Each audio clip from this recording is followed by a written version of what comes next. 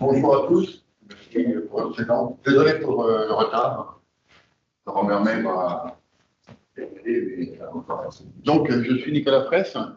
Une trentaine d'années dans le métier de la production. Vraiment quelqu'un de production, avec des notions de production. Je fais de la disponibilité depuis, j'ai envie de dire, une bonne vingtaine d'années, sur des grands comptes qui ont pu investir avec des budgets colossaux pour s'intéresser de près à de la disponibilité. Ça a démarré dans les années 2005. Donc des travaux effectués avec les labs IBM, hein. On était à peu près les premiers à l'époque. Donc au niveau de la MCO de la production, j'ai également une expérience d'utilisation, comme vous tous. Je fais évoluer les produits régulièrement. Voilà. Donc la disponibilité, j'ai été plusieurs fois responsable d'exploitation ou ce genre d'activité. C'est vrai que c'est important de se poser la question combien de temps on doit laisser les applications métiers. N'oubliez jamais, les utilisateurs se moquent complet de savoir pourquoi c'est pas disponible. Que vous avez la machine cassée, que vous faites une sauvegarde, que vous avez planifié une opération de maintenance. Non, tout bête, mais la seule chose, c'est vraiment pouvoir travailler. Donc ça peut se mesurer, normalement. Donc on va essayer d'aborder ce sujet. Alors, je vais être trop technique, je ne vais pas vous endormir avec des aspects techniques, mais plus une vue d'exploitation. Une vue, après, on pourra discuter plus en profondeur. Donc, on va regarder, voilà, c'est le sommaire. Donc, alors je me mets un peu dans le bain parce que ça m'a un peu perturbé cette histoire de connexion avec mon PC. Alors, donc, on va aborder les sujets de la disponibilité. Je vais vous montrer un scope global et puis certains aspects qui pour moi sont importants à vous transmettre, et à d'autres.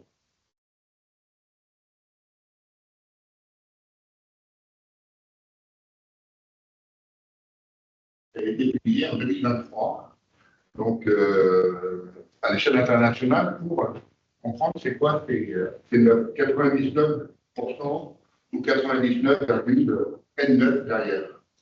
Alors, je vous ai mis le lien derrière, c'est toujours intéressant de suivre cette enquête. IBM évolue, on va dire, assez rapidement, mais globalement, les statistiques sont quand même très positives. On voit clairement que les résultats affichés par IBM peuvent atteindre à l'année une interruption de 31 millisecondes. Donc, quasiment, ça dépend de vos, comment dire, j'ai envie de dire, de votre infrastructure, des moyens que vous avez mis en place, des tests que vous effectuez. Donc ça, c'est important. Voilà. Grosso modo, voici un peu le standard de l'industrie, que j'espère que tout le monde connaît, mais j'ai vraiment vulgarisé pour que ceux qui ne connaissent pas, comme peut-être un développeur qui n'a jamais entendu parler de ces choses-là, un codeur, voilà. Donc, très clairement, le business, il va tourner, on va imaginer 7/24 ou toute la semaine, et pas le week-end. Donc, il faut savoir que toutes les solutions qu'IBM propose, il y en a une bonne variété, permettent de répondre normalement à tous vos besoins. Donc, moyennant vos possibilités, voilà, et d'accepter de pouvoir intégrer des changements assez forts. Je vous parlerai de DB de Mirror en fin de cette session. J'ai fait l'époque avec mes amis de la IBM et un client assez important, mais ça ne sert à rien d'acheter ce qui ne vous correspond pas. Vous prenez vraiment ce qui vous.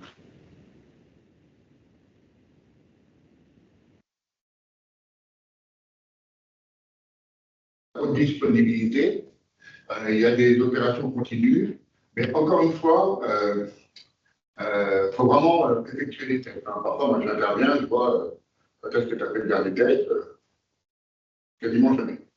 Ou parce que c'est une bande de copains qui bossent 15 ans ensemble et donc ils vont décider de. Mais il faut le faire, il faut vraiment le faire. Parce qu'il suffit d'une seule fois pour que la catastrophe arrive. Et généralement, quand c'est la catastrophe, ça devient grave, et la direction parfois elle prend des décisions assez importantes. J'ai déjà vu ça, en tout cas dans ma carrière. Donc, et si vous n'avez pas les compétences, vous pouvez dire bravo, cadre, business partner, voilà. Mais c'est un sujet sensible. Donc, c'est ce que je vous dis. Lorsqu'on se pose la question de la disponibilité, s'il y a un drame que j'ai vécu en 2018, je ne peux pas donner le nom, mais c'était important, au sous-sol, tout d'un coup, il y a le mur, il y a un trou et il y a de l'eau qui rentre. C'est véridique, hein. 40 000 serveurs. Je ne sais pas si vous imaginez la situation, donc bien sûr, on n'en parle pas, mais coup de fil, il y a de l'eau qui sont faites en état. Mon Dieu. Pourquoi on n'applique pas les procédures de reprise qui ont été normalement testées? En plus, c'est arrivé un vendredi soir. Donc, pour éviter ce genre de situation, parce qu'il y a une émotion, voilà, il faut maîtriser quand ça arrive, c'est d'appliquer ni plus ni moins les processus que vous avez fait. Moi, j'avais commencé il y a très longtemps avec IBM, avec Axon. Hein. Quand je suis arrivé, je croyais que c'était soudeur, non, pas du tout, c'était un bâtiment extérieur, mais il faut qu'on puisse répondre au métier. Quand il y a un impact, en combien de temps on repart? Et quand on peut repartir, on repart à quel niveau? Après un traitement de nuit, avant un traitement de nuit, ou si vous avez fait des tests, peut-être que vous pourrez repartir à peu près exactement là où ça s'est arrêté. Donc ce sont des questions à se poser pour mettre les choses en place. Alors, que les sociétés soient petites ou grandes, c'est le même sujet. Les impacts sont plus ou moins forts, les investissements sont différents. Voilà. Et n'oubliez pas que quand même IBM propose des services, hein, vous pouvez les appeler. Moi, je suis un ancien IBM, j'ai adoré, c'est pas mal d'années. Bon. Mais c'est vrai que on a quand même le constructeur qui est en France avec nous, d'accompagner, et ils sont très sympas. Les solutions de disponibilité, donc de AFA, réplication, DR, reprise.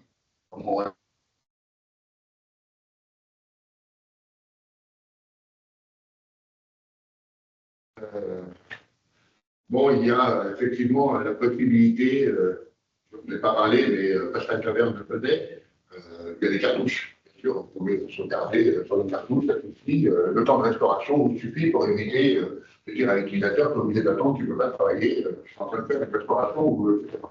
Mais si on reste sur des solutions, on va dire, un peu plus modernes, vous avez la possibilité donc de faire des applications.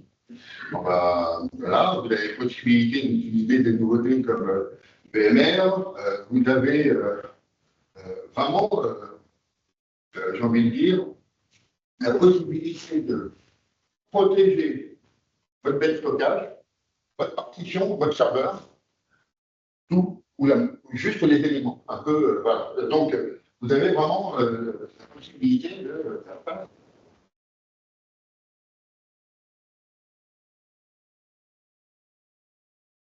Là, je vois GeoMirror, je fais des choses en ce moment, pour votre information, sur GeoMirror. Donc, GeoMirror, bon, c'est que les réplications en stratégie ASP.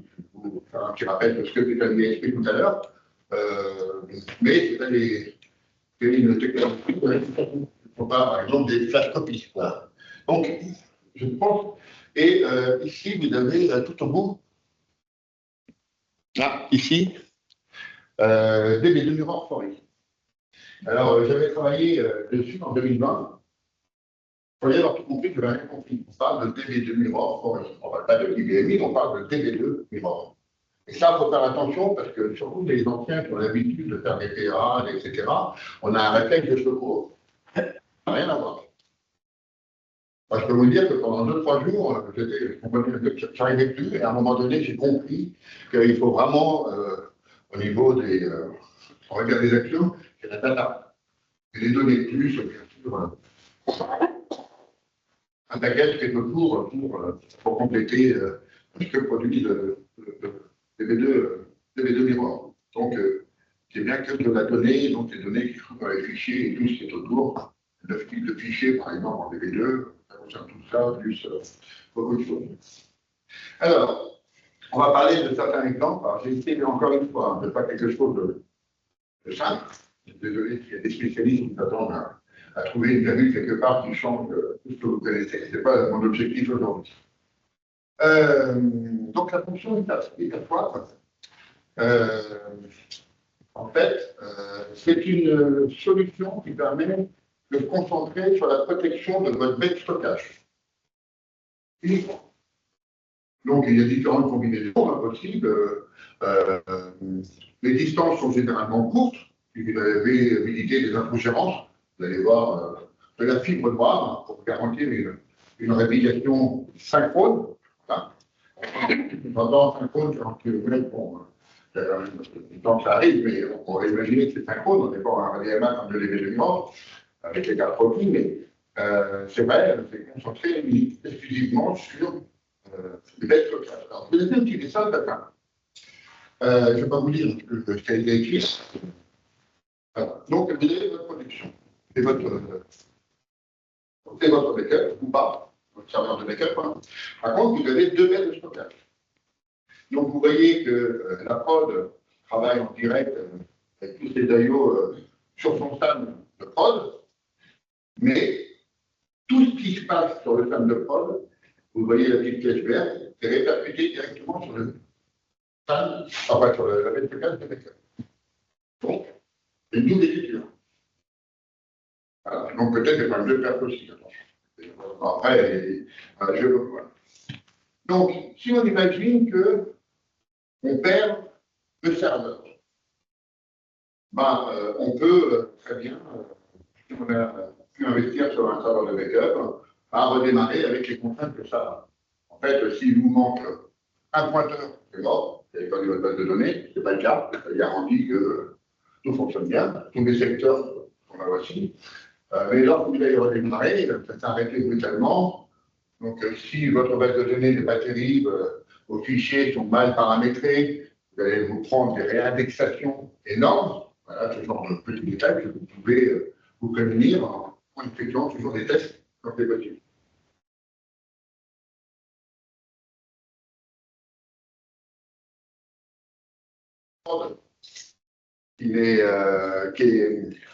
Qui est tombé en panne, ben, la prod va donc profiter de cette réplication. Donc, c'est vraiment intéressant.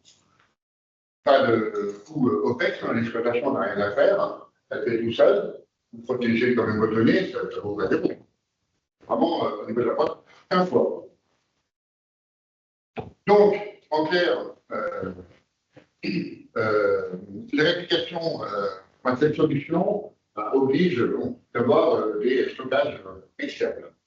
Aujourd'hui, j'entends beaucoup de conflits dans les DMI internes. Mais bon, là, on est vraiment dans un univers de stockage externe.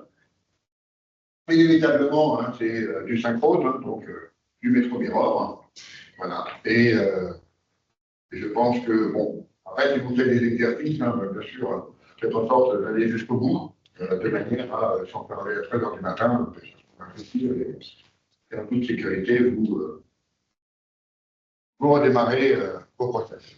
Alors, un autre cas de figure, c'est les tâches copies. Alors, je pense que sous le capot,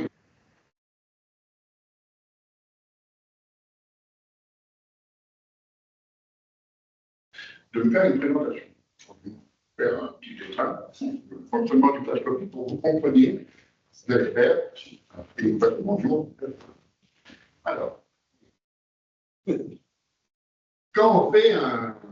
Voilà, donc, vous avez un dump, donc un dump, un disque, hein, qui contient des pointeurs et qui contient des blocs. Donc, les pointeurs, hein, on en voit 3, 1, 7, 3, et puis plein de blocs.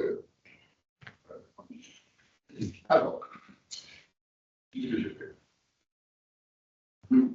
Donc, en fait, quand on fait un tâche copie, on ne copie pas les blocs. Vous avez souvent entendu dire un tâche copie, c'est. Oui, c'est ça. C'est parce qu'on fait une copie des pointeurs. C'est aussi simple que ça. Bon, après, le problème, c'est que les pointeurs, c'est un peu comme des chemins d'accès, ils vont sur les blocs. Donc, si vous touchez un bloc, bien sûr, dans les baies, je vous vulgarise hein, vraiment, voilà, mais pas que vous ayez une compréhension. Si jamais il y a une modification sur une donnée, par exemple, de la prod, imagine que, voilà, donc il va, on imagine toucher le bloc 7, et bien pour garder l'image du flash copy, il va le copier sur le 8, et ainsi de suite. Vous comprenez?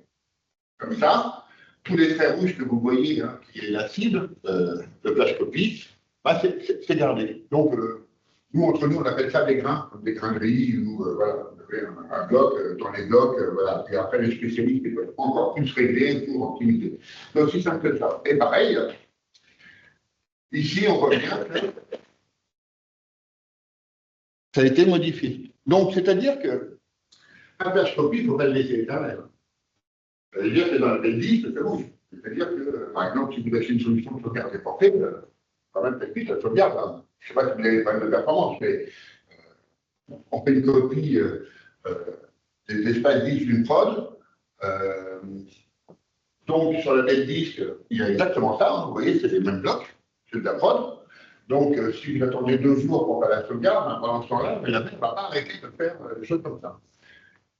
Voilà. Donc, la flash copie, attention, il y a des distinguos entre des clones, des copies instantanées, des sauvegardes, etc. Voilà. Mais j'espère que cet exemple est simple et pareil, si sur la cible, imaginez que vous souhaitez faire des, je sais pas moi, des requêtes utilisateurs, hein.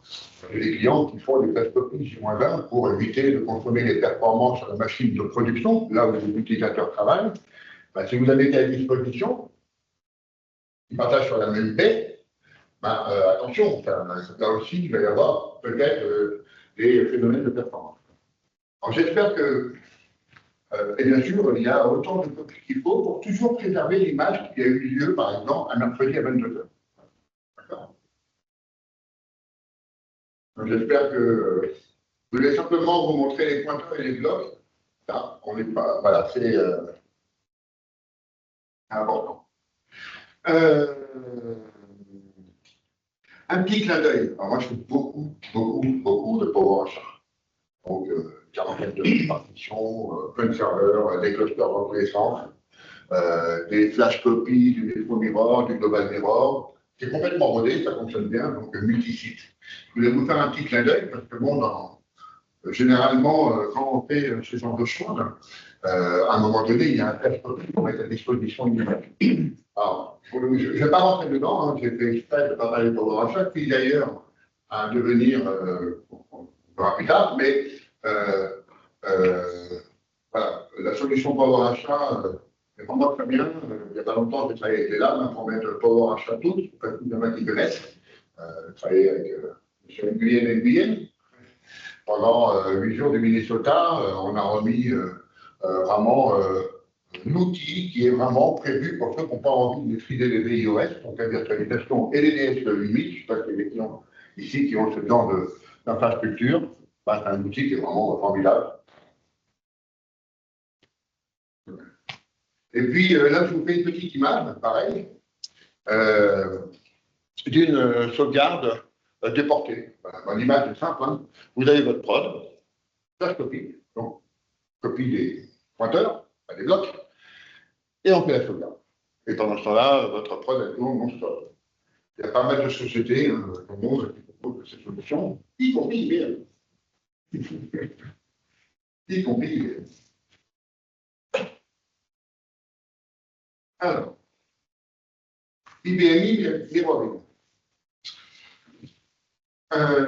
Donc, en fait, c'est une solution qui, comment dire, personnellement, je n'ai jamais travaillé sur cette solution. Je préfère être factuel avec vous, mais ça permet, si vous voulez, de doubler par l'IBRI et non pas par le SAM, d'avoir une protection de disque. Donc, attention aux conséquences hardware, voilà, je voulais vous en parler, mais c'est l'IBRI qui pilote ça, hein. C'est le système d'exploitation, etc.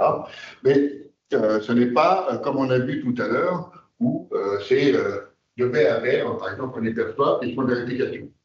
Donc là, c'est une solution, enfin, je ne sais pas si elle est très à la mode, je vais plus en parler quand tu en parles, mais voilà. Mais si vous voulez regarder, enfin, comprendre un peu ce qu'il y a sous le capot, donc tous les disques, si vous voulez, ils sont redondés de cette manière-là.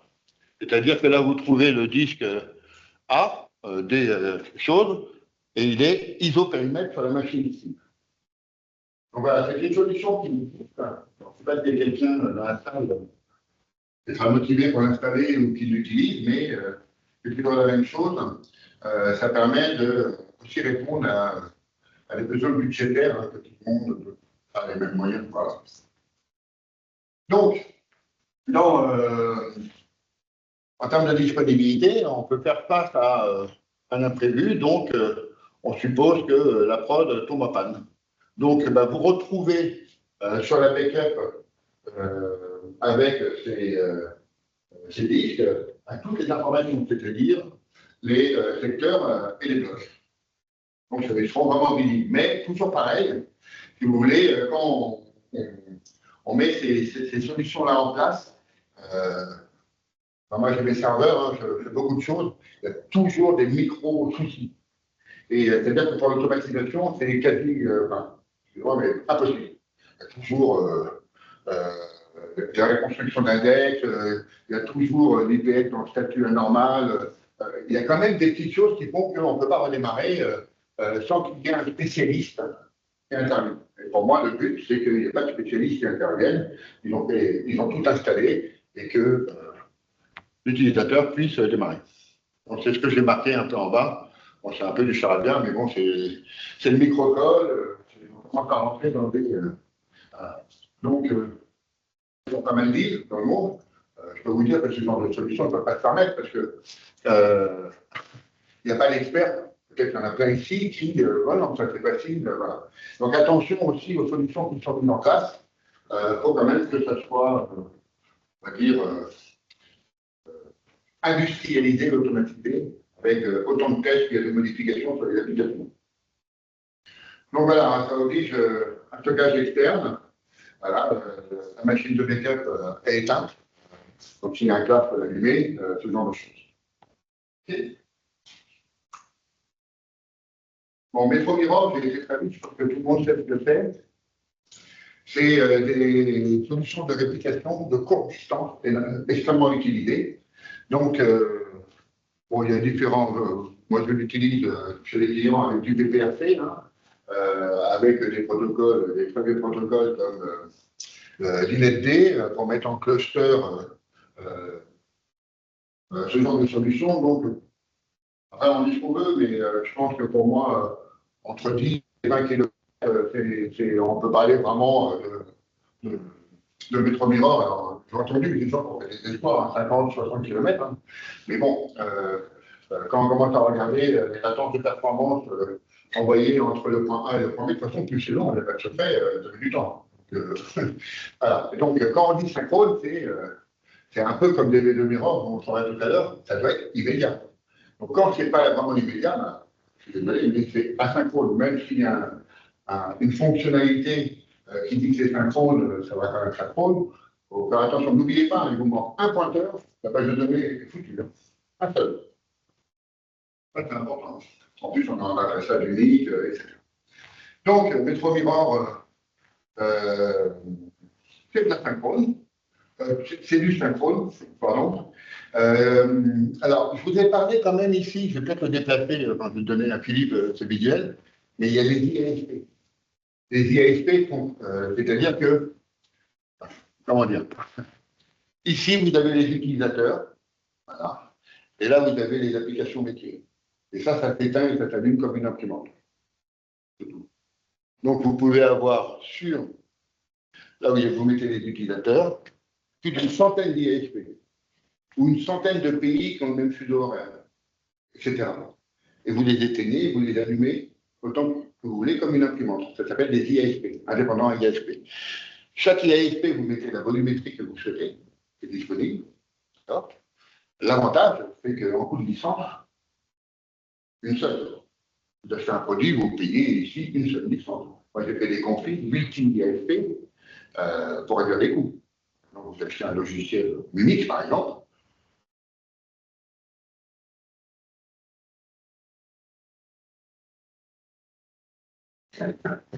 Vous en prenez une qui c'est le même OS, si c'est la même horloge, ben, vous pouvez mettre autant de pays. C'est ce qu'on a fait il y a quelques années chez Bolloré, par exemple, sur des pays d'Afrique. C'était vraiment une réduction de coûts formidable.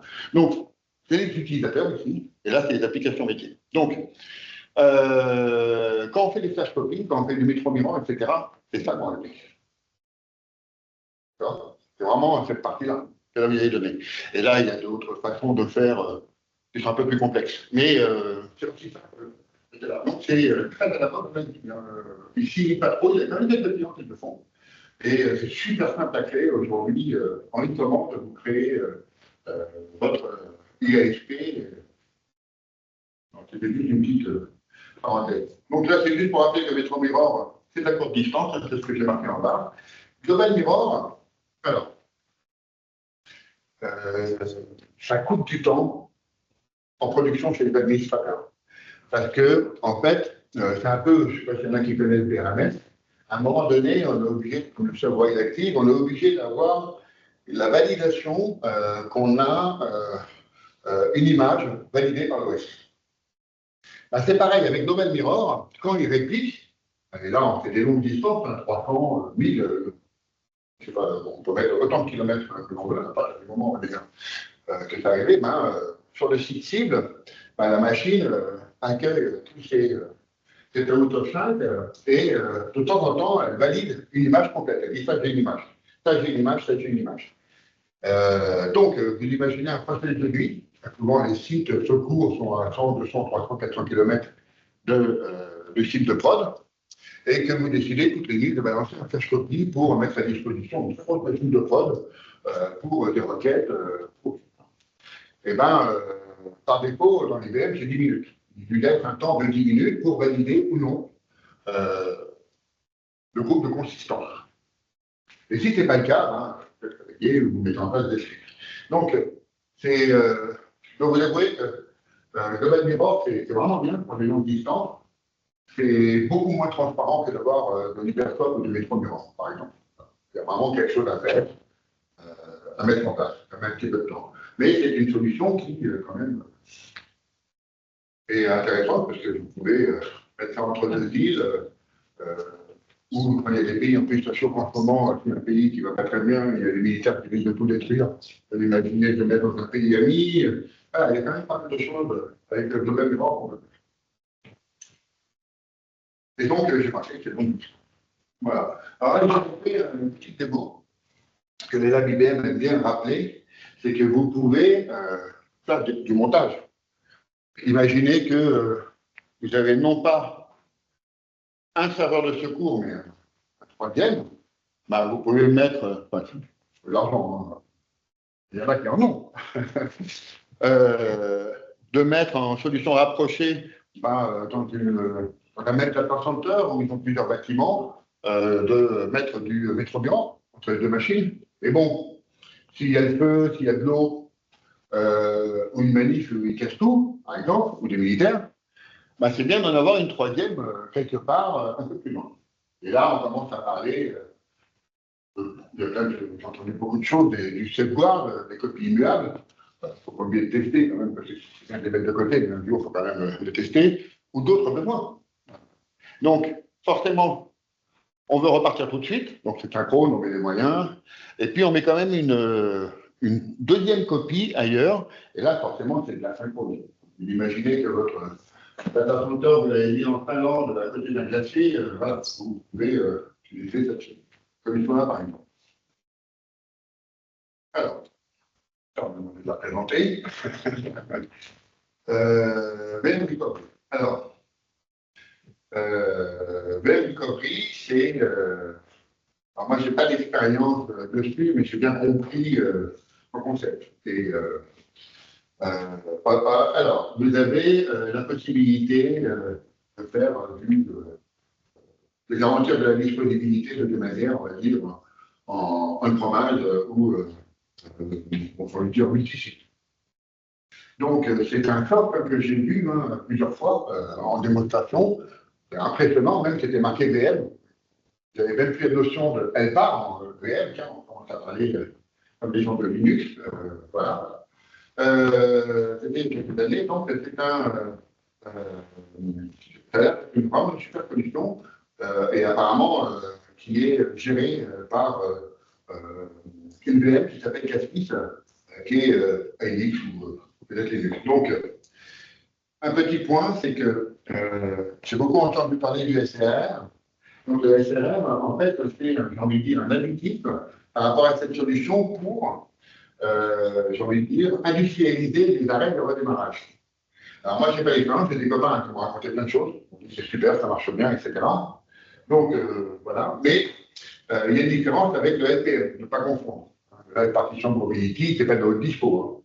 Hein. Voilà. Vous avez 2 serveurs, vous pouvez jouer avec. Et justement, avec les SRR, avec les super consoles HMC qu'on a, on a la possibilité de préparer des opérations planifiées précises. Quand on parle de disponibilité, on parle des imprévus, des inattendus. On ne parle pas des opérations planifiées. Donc, je vous ai mis un petit screenshot. Bon, là, je vais passer vite, hein, c'est les différentes faire. Et vous voyez, vous avez au niveau de la console HMC, de la console, pour ne pas être trop technique, la possibilité de lui ajuster une forme de sensibilité, de redémarrage, voilà. Donc vraiment, je vous garantis que ça fonctionne très bien. J'ai été surpris il y a quelques années. Allez, voilà. Et donc, je voulais vous parler de ça. Donc, revenons sur VM Recovery Manager. Donc, comme vous le voyez, c'est une solution qui vous permet de faire face à un problème sur un même site ou sur multi-sites. Donc, c'est 2 solutions différentes. Donc, je ne vais pas trop rentrer dans les détails, mais si vous voulez encore en discuter, par contre, comprenez bien que c'est un logiciel. Comprenez bien que derrière, vous devez vous faire aider si vous ne maîtrisez pas pour mettre ça en place. Mais une fois que c'est en place, vous faites des copies-collées. Hein. C'est ce que j'ai vu. Hein. C'est vraiment drag and drop. Enfin, voilà. Donc, il y a un spécialiste IBM qui n'est pas là, mais pour ceux qui c'est intéressant. De toute façon, le plus important de ce qu'on a vu avec Philippe, c'est que je vulgarise, vous savez que ça existe. Si vous voulez en savoir plus, vous avez votre guide IBM, vous voulez en parler, ou vos contacts. Donc voilà, en plus, comme vous voyez de plus en plus, l'écran vert a complètement disparu de la circulation. Ce sont des interfaces graphiques qui nous permettent de piloter ça. Alors, en système, le terme est dans les détails. Donc moi, je perso, j'aime bien, je suis fier quand j'ai trouvé le petit paramètre qui fait que, mais bon, maintenant avec Internet, avec la communauté, même Internet, tout ce qui fait, on se fait des informations. Le but, c'est que ça fonctionne correctement et que ça réponde bien à vos attentes. Voilà. Donc, VM Recovery, voilà. Et je vous ai mis un lien qui, maintenant, propose VM Recovery Manager for DR qui, avec la même interface graphique, vous permet de gérer les deux, le HA et le DR. La première fois que j'ai un gros client, j'ai vu ça, j'ai vu Dragonbox, impressionné. Et je lui ai demandé combien de temps tu mets pour installer ça. C'était un état de Montpellier. Il m'a dit 1 ou 2 jours. Bon, après, il va vous dire toutes vos fermations sont pas à jour. Alors, mais bon.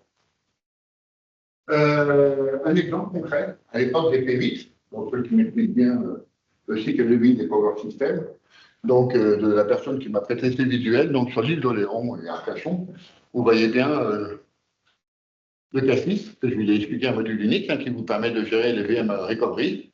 On voit bien que c'est ISO, on voit bien que ça va dans un sens. Et donc, ça veut dire que ce genre de solution existe bien.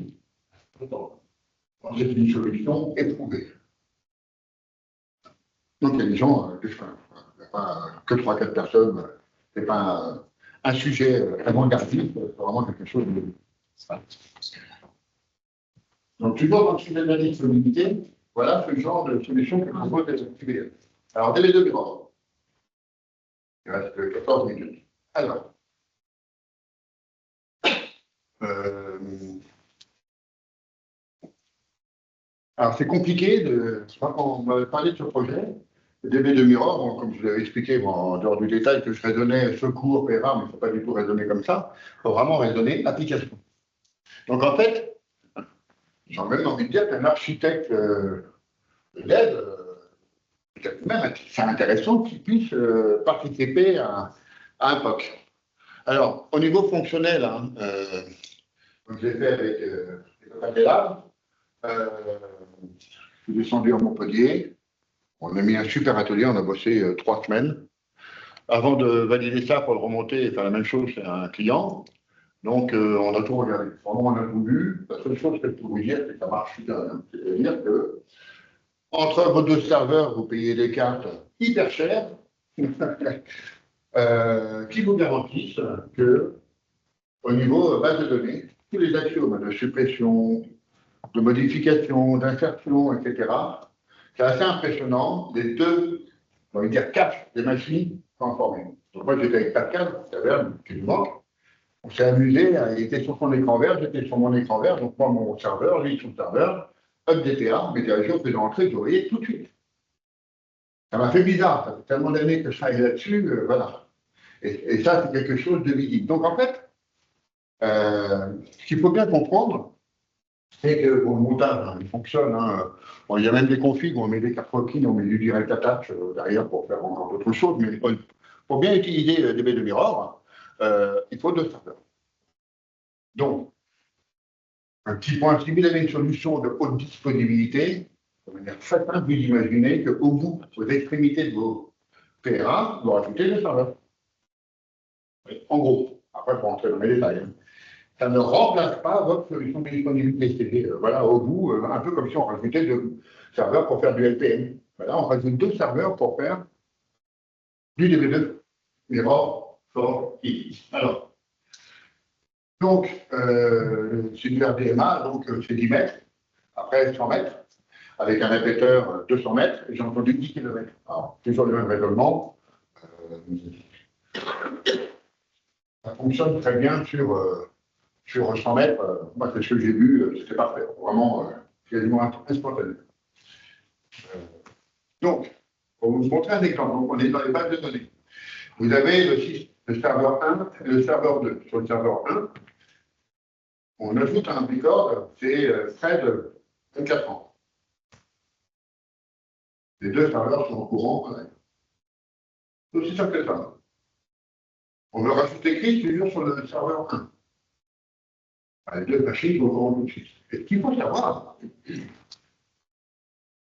et si je reviens en arrière, quand même, on a dû peut-être faire le dessin. Quand on appuie sur Entrée, il va l'ajouter là, mais il ne va pas répondre. Il l'ajoute là, il l'ajoute ici, au niveau des caches. Accusé de réception, il revient et il répond. Donc, c'est-à-dire que sur la machine qui effectue l'action, on est sûr et certain que ça a déjà été fait sur l'autre machine. Sinon, on ne répond pas. C'est l'une des premières questions que j'ai posées. Et c'est pour ça que c'est du RDMA. Très très vite. Donc voilà. Et maintenant, par exemple, sur l'autre machine, on va rajouter Scott 63. Et puis, on va faire une modification. Enfin, c'est ça qu'il faut comprendre. Les 2 miroirs, c'est ça. C'est vraiment au niveau de la donnée, elle est vraiment sur les 2 machines, y compris les tâches. Moi, j'ai fait un calcul, par exemple, de haute disponibilité chez un client avec eux, si la machine s'arrête. D'un coup, dans les caches, on a combien? On a combien dans les caches? On a 50 gigas de données, on fait quoi de ces données? Elles sont où? Elles sont répliquées, elles ne sont pas répliquées? Une info, je l'ai dit que ça peut être très compliqué. Voilà. Donc là, il n'y a pas de problème. Alors, et justement, la distance est importante. En fait, vous imaginez un data center avec quand même 100 mètres d'écart. Voilà, bon, bien sûr, ça ne fait pas face à tout à toutes les situations qui peuvent arrêter une production au niveau du climat ou au niveau de des choses graves, mais je ne vais pas en parler, mais voilà. Alors, au niveau écran, c'est pareil. Le raisonnement, c'est DB2. Le raisonnement, c'est pas 52-50. J'ai entendu des questions.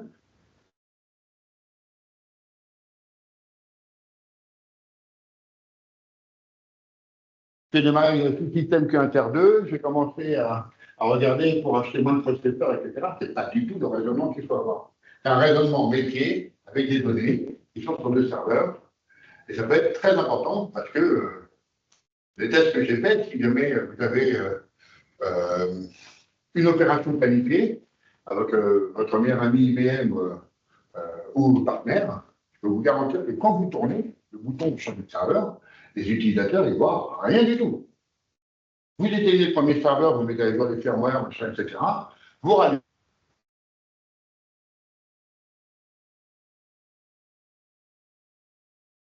Une facilité au niveau de l'observabilité.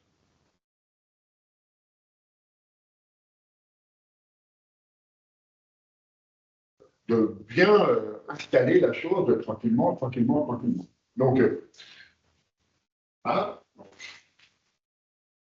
Donc, en fait, pour la première fois, pour moi, on n'est plus dans du, j'ai envie de dire, au niveau de l'image, on est en V. Un peu comme ce qui se passe sur les serveurs Linux uniques qu'on ne pouvait pas faire sur les BMI. Bon, c'est pas exactement comme ça, mais on a les informations sur deux serveurs, sur ce niveau des tâches. Donc voilà, il y a aussi la possibilité d'utiliser ça. Donc, bien sûr, on a un GUI pour les réplications d'une 1 en 2 sans aucune journalisation. Donc ça, c'est un point fort. Il n'y a pas de journalisation. On utilise des mirrors pour répliquer tout ce qu'il y a, par exemple, dans le feedback du serveur 1 vers le feedback du serveur 2. Alors moi, ça m'a donné beaucoup d'idées. Parce que sur le soleil, il y a eu de la journalisation. Là, il n'utilise pas du tout la journalisation. Bon, là, c'est un peu du blabla, on va un tout petit peu de technique. Donc, voilà. Alors, l'IFS, pour moi, ça a été le. Il y a des clients qui mettent le web services. Il y a des gens qui n'ont même pas que c'est un AS400. Oui, c'est pas un AS400.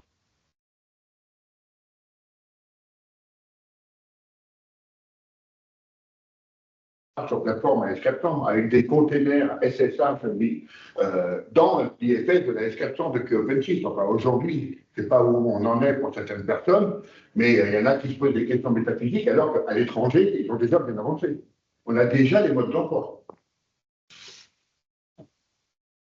Je vais sortir du sujet en parlant de SSH, etc., mais vous pouvez créer des containers sur l'IFS de l'IBM. Et tous les mouflés là, qui font de l'IA sont super contents parce que ils n'ont pas besoin de faire tous les calculs, de monter en mémoire, etc. En plus, le I, ça coûte rien, ça devient une traduction. C'est inclus, c'est pas comme Oracle, etc. Pour faire les mêmes choses. Donc, il se passe vraiment des choses importantes. Donc, en fait, je trouve que c'est une super machine. Voilà. Donc, l'IFS, on ne met pas forcément que des fichiers Excel, on met des sites web, on met de plus en plus de choses dedans. C'est vrai que là, à ce niveau-là, nous, on avait demandé à IBM quel est le nouvel livre pour des bureaux au niveau de l'IFS. Alors, je vous garantis que quand vous mettez un fichier Excel sur l'IFS d'une 1, c'est répercuté tout de suite. Sauf qu'il y a juste un petit montage supplémentaire à faire. Voilà. Donc, le problème, c'est que voilà, ceux qui ne connaissent pas, ils ont un peu peur, mais ça fonctionne très, très bien. Donc,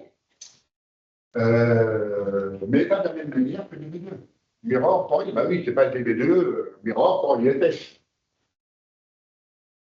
Un fichier dans DB2, il y a des lignes, des colonnes. Dans un fichier dans l'IFS, c'est un fichier plat. Vous voyez, on les sépare avec des points-virgules ou je ne sais pas trop quoi pour les réinterpréter quand ils sont envoyés d'une machine à l'autre. Donc, voilà. On peut déjà fait parler de ça. Bon, après, c'est des exemples. Hein, vous pouvez. Il y a différentes façons d'utiliser des DB2 Mirror. En fonction de vos besoins, vous pouvez l'utiliser pour ceci, cela. Alors moi, quand j'ai vu ce schéma, oui. Par contre, les cartes croquis, ça coûte super cher, quoi. Donc, ça veut dire qu'on laisse une image avec une carte croquis qui va peut-être coûter un certain prix, c'est peut-être pas que pour faire des rapports, ça coûte cher. Voilà. Donc, après, chacun voit cela comme il veut.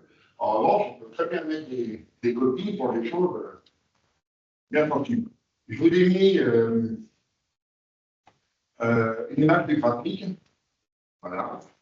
Alors, j'ai vraiment fait un test. Il me reste 4 minutes, ça finit à 17 heures. J'ai vraiment testé le produit. 3500 traitements en batch avec du DB2 Mirror. On a eu une très faible augmentation de la CPU. Forcément, comme un peu plus de mouvement, la CPU, on regarde ça de près. Donc, on a fait venir Rasmussen pour qu'il nous sorte les résultats. Donc, on a remonté, on a validé le POC. J'en ai vu qu'il y avait d'autres personnes. Et on l'a fait ensuite chez le client, puisque c'était validé. On est là. Et là, on a fait un super travail, on s'est vraiment éclaté, on a mis ça en place pour le montrer à la direction. On a eu beaucoup de questions, on a répondu, je pense, à toutes les questions. On les a rassurés. Malheureusement, chez ce client, pour le mettre en place, il fallait modifier pas mal de choses au niveau applicatif, parce qu'on parlait d'un applicatif qui n'était pas très récent. Alors, c'est-à-dire que si vous avez des applications qui sont relativement récentes, vraiment, DB2 Mirror, on l'a validé. Je peux vous dire que je n'étais pas le seul à la valider, moi c'est plus la partie technique. Voilà, malheureusement, quand on dit non, il faut modifier cette partie-là dans l'application, et puis oh là là, ça a duré 6 mois, 2 ans, voilà, on rentre dans des débats qui ne concernent pas DB2 Mirror. Mais DB2 Mirror, je l'ai testé pendant plusieurs semaines, et donc on l'a validé, mais on n'a pas pu l'installer chez les clients à cause de. C'était quel genre de modification que vous deviez faire? C'était quel genre de modification qu'il fallait faire? À l'intérieur du code, beaucoup qui touchaient les DDL, par exemple, et d'autres problèmes. C'est Laurent? Donc, j'ai envie de dire, je ne vais pas rentrer parce que mon métier, c'est la production informatique, je suis orienté sur les parties infra, etc. Mais non, le résultat, les modifications étaient vraiment très importantes. En plus, voilà, c'était plus sur notre terrain, mais on n'a pas pu trop l'analyser, c'est avec nos amis de Prestyling, de Mimix, et on a essayé d'imaginer comment on peut mettre Mimix avec ça. Donc j'ai commencé à regarder tout ça. On était à deux doigts de trouver la solution, parce qu'il ne faut pas confondre entre DB2 Mirror et des outils de haute disponibilité pour du secours, c'est pas la même chose. Par contre, les questions simples, franchement, je n'ai pas envie d'être trop technique, parce qu'après j'ai parlé de journalisation, etc. Effectivement, les journaux qui sont sur le nœud 1 ne sont pas les mêmes que sur le nœud 2. Donc je vous laisse imaginer. Écoutez, j'ai été brillant, j'ai fini 1 minute avant, que vous puissiez vous enfuir de la salle. J'ai essayé de vraiment pas être technique. Voilà, et je vous remercie beaucoup. Merci.